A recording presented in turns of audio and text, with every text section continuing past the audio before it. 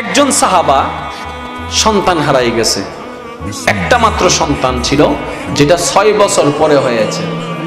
বিয়ের 6 বছর পরে একটা কি হয়েছে, সেই সন্তানটা খেলতে গিয়ে খুঁজে পাওয়া যাচ্ছে না, হারাই গেছে। আচ্ছা বলেন তো, যারা সন্তানের বাবা আছেন, সন্তানের মা যারা আছেন, ওনারা বুঝতে পারবে এটার অস্থিরতা কাকে বলে। আচ্ছা সন্তান যদি পাওয়া না যায়, বাবা মা পাগলের মতো হয়ে যায়, বাবা মা পাগলের মতো হয়ে যায়। দৌড়াই আসছে আমার নবীর কাছে, ইয়া রাসূলুল্লাহ আমার ছেলেকে আমি খুঁজে পাচ্ছি না। আমার নবীর সামনে তো কয়েকজন সাহাবা বসা। উনি আসার সাথে সাথে যখন বললেন ইয়া রাসূলুল্লাহ আমার সন্তানকে খুঁজে পাচ্ছি না, ওই সাহাবার ভিতরে একজন সাহাবা বললেন, ভাই চিন্তা কইরো না, তোমার ছেলেকে আমি অমুক জায়গায় দেখছি ছেলেদের সাথে খেলা খেলতেছে। আচ্ছা এই খবরটা শোনার পরে একজন বাবার অন্তরটা কেমন খুশি হইতে পারে। সত্য মিথ্যা পরে, পাইছি তো কোন একটা খবর, কথা বলেন রে ভাই, পাইছি তো কোন একটা খবর, আমার ছেলের সন্তান তো পাওয়া গেছে, যাক হাই জায়গারে তো নিয়ে যায় নাই, যাক মরে তো আর যায় নাই, যাক নদী তো পাইসা তো যায় নাই, কেউ একজন তো দেখছে। আচ্ছা এই খবরটা পাওয়ার পরে বাবার পায়ের স্পিড কি স্লো হবে নাকি স্পিড বেড়ে যাবে? শোনার সাথে সাথে দৌড়াই যাওয়ার জন্য যখন প্রস্তুত দিলেন, আমার নবী সাহাবাকে ডাকলেন, ও সাহাবা দেখছো, বসো, শোনো, তুমি যখন এখানে যাবা, মনোযোগ মনোযোগ মনোযোগ মনোযোগ মনোযোগ, তুমি যখন ওইখানে যাবা, তোমার ছেলেকে যখন দেখবা, খবরদার ভিন্ন আদরের নামে ডাকিও না, তার যেই নাম সেই নাম ধরে স্বাভাবিকভাবে ডাকিও। তাকে দেখার সাথে সাথে জড়াই ধরে, অনেকক্ষণ না পাওয়ার কারণে যে আবেগটা আর কি, জড়াই ধরে গালে মুখে চুমা খাইও না, স্বাভাবিকভাবে তাকে ওইখান থেকে ধরে বাসায় আনিও। বাসায় আনার পরে সন্তানের যেমনি আদর করার মন চাই করিও। নবীর আদেশ শুনলেন, সাহাবা চলে গেলেন, সন্তানকে নিয়ে আস্তে আস্তে ভাবতে লাগলেন, আচ্ছা নবীজি এই কথাটা কেন বললেন?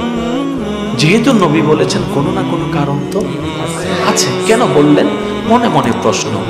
এবার সেই সাহাবা সন্তানকে ঘরে রেখে আবার আসলেন নবীর দরবারে, ইয়া রাসূলুল্লাহ বুঝি কিংবা না বুঝি আপনি যেরকম বলেছেন অতটুকু আমি পালন করেছি, কিন্তু আমার মনে মনে প্রশ্ন, আমি বাবা হয়ে সন্তানকে পাওয়ার পরও আবেগটাকে মায়াটাকে ধরে রাখতে বলেছেন, আদর করতে নিষেধ করেছেন, ব্যাপারকে একটু জানতে চাই, আমার কিউরিসিটি জাগছে, কারণটা কি? এবার আপনার আমার নবী কি বলছেন একটু শুনুন। হে আমার সাহাবা, তোমার সন্তান যাদের সাথে খেলছে তাদের ভিতর হয়তো এমনও কিছু সন্তান আছে যারা জন্মের আগে বাবা হারিয়ে ফেলেছে, এমনও কিছু সন্তান আছে যারা জীবনে কোনোদিন বাবার চেহারা পর্যন্ত দেখে নাই, এমনও কিছু সন্তান আছে যারা কখনো বাবাকে বাবা বলে ডাকতে পারে নাই। তুমি যখন তোমার সন্তানকে পেয়ে আদর ভালোবাসা দিয়ে জড়াই ধরতা, ওই বাবা হারা সন্তানগুলোর বুক ফেটে যেত।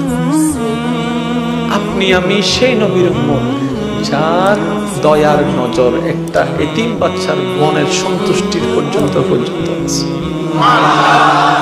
আপনি আমি সেই নবীর উম্মত। কখনো মনে রাখবেন, কোথাও গিয়েছেন, শুনেছেন যে ওই মানুষটার, ওই ছেলেটার বাপ মারা গেছে, মা মারা গেছে, খবরদার এরকম সন্তানের সামনে নিজের সন্তানকে, নিজের ভাইকে খাওয়াই দিবেন না, আদর করবেন না। করলে দুজনকে করবেন, না করলে কাউকে করবেন না, কখনো কাউকে করবেন না, নবীর সুন্নতের হক আদায় হয়ে যাবে। আপনি যখন একজন এতিম বাচ্চার সামনে নিজের সন্তানকে কোলে ধরেন, তারা তো মনে আশা জাগে, আমার বাপটাও যদি থাকতো আমাকে এভাবে জড়াই ধরতো। আপনি যখন কোন একটা কিছু তার জন্য, সন্তানের জন্য আনেন, সেটা যখন সবাইকে দেখায়, পাড়ার এই 3 ছেলেদের মনেও তো কষ্টটা লাগে, আমার বাবার যদি টাকা থাকতো, আমার বাবাও তো আমার জন্য আনতো। আমার রাসূল কি বিধান করেছেন জানেন?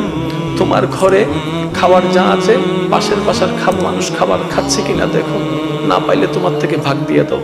আর যদি ভালো ইনকাম করতে পারো, মুরগি যদি রাঁধো, গরু গোশত যদি রাঁধো, জানালা বন্ধ করে দাও, গ্রানটা যেন বাইরে না যায়। তোমার এই গ্রানের কারণে একজনের ক্ষুধাটা আরো বেশি বেড়ে যাবে। কাউকে কষ্ট দিও না, এটার নামই ইসলাম। এখন আপনারাই বলেন ভাই, এই ইসলাম কি জঙ্গিবাদীর ধর্ম হতে পারে? এই ইসলাম কি মারামারির ধর্ম হতে পারে? এই ইসলাম কি খুনাখুনির ধর্ম হতে পারে? ইসলাম তো বাঁচানোর ধর্ম, ইসলাম তো ভালোবাসার ধর্ম, বলেন না সুবহানাল্লাহ।